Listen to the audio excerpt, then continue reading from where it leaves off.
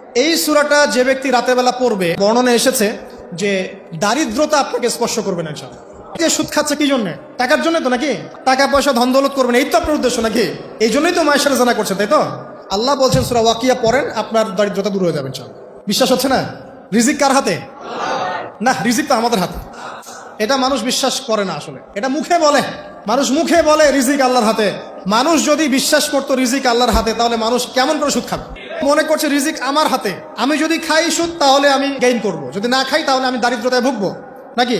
যদি আমি ঘুষ নেই তাহলে আমার উন্নতি হবে অর্থনৈতিক, যদি না নেই তাহলে আমি মরে যাব, না খেয়ে মরে যাব। যদি আমি দুর্নীতি করি তাহলে আমি বাঁচবো, আমার সন্তানরা ভালো থাকবে, যদি না করি আমি দারিদ্রতায় মরে যাব, তাই তো? এই কনসেপ্ট ছাড়া কেউ এগুলা কাজ এমনি করতে পারে নাকি? নিঃসন্দেহে আমরা মনে করি যে রিজিকের মালিক আমরা, আল্লাহ নয়। শুধু মুখের মধ্যে বলি যে রিজিকের মালিক আল্লাহ। রিজিকের মালিক যদি আল্লাহ হতো তাহলে আমি হালাল পথে থাকতাম এবং তাওয়াক্কুল করতাম যে আল্লাহ আমাকে যা রিজিক দিয়েছেন তা তো আসবেই। আসবে না? আসবেই।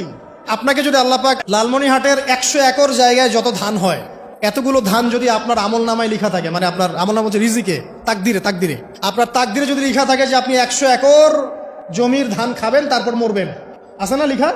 আচ্ছা, একটা দানা কম বেশি হবে?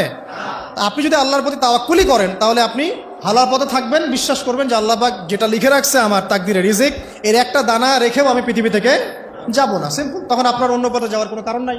আর যখন আপনি বিশ্বাস করবেন না, না এটা আমার হাতে, আমি যত পরিশ্রম করব তত রিজিক বাড়বে, আমি যত ঘুষ নিব তত বাড়বে, রিজিকের এই পুরো দায়িত্বটা আল্লাহ পাক আপনার হাতে ছেড়ে দিবেন। আল্লাহ পাক আপনাকে কোনো বারাকা দিবেন না। ইয়ামহাকুল্লাহু রিবা ওয়া ইউরবিস সাদাকা। সদকা করলে সম্পদ বৃদ্ধি পায়, আর রিবার মধ্য দিয়ে সম্পদ ধ্বংস হয়ে যায়, একদম মাটিতে মিশে যায়। অনেক গভীরে চলে আসছি, আসেন আবার রাতে চলে আসি। রাতটা কিভাবে এনজয় করতে হয় এটাই আমাদের আজকের লেকচারের টপিক। মানে আমরা কিন্তু জীবনটাকে অনেক বোর মনে করছি না? এই যে ব্যবসা বাণিজ্য, চাকরি বাকরি, বিবি বাচ্চা, পরিবার, অনেক অনেক যন্ত্রণা নাকি, অনেক সমস্যাই না? কিন্তু আল্লাহ পাক ইসলাম দিয়েছেন কিন্তু জীবনটা উপভোগ করার জন্য। কি জন্যে? উপভোগ করার জন্যে।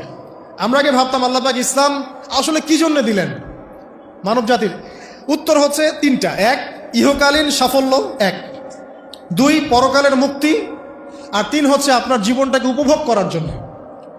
আপনি জীবনটাকে ইসলাম দিয়ে যেভাবে উপভোগ করতে পারবেন অন্য কোনো বিষয় দিয়ে পারবেন না। দেখেন কিভাবে, রাতটা নিয়ে কথা বলি। এই যে রাত হয়ে গেল, আমরা আয়াতুল কুরসি পড়বো, আমরা সূরা বাকারার শেষ 3 আয়াত পড়বো, সূরা মুলক পড়বো, আরেকটা সূরা বলি সূরা ওয়াকিয়া। কোন সূরা?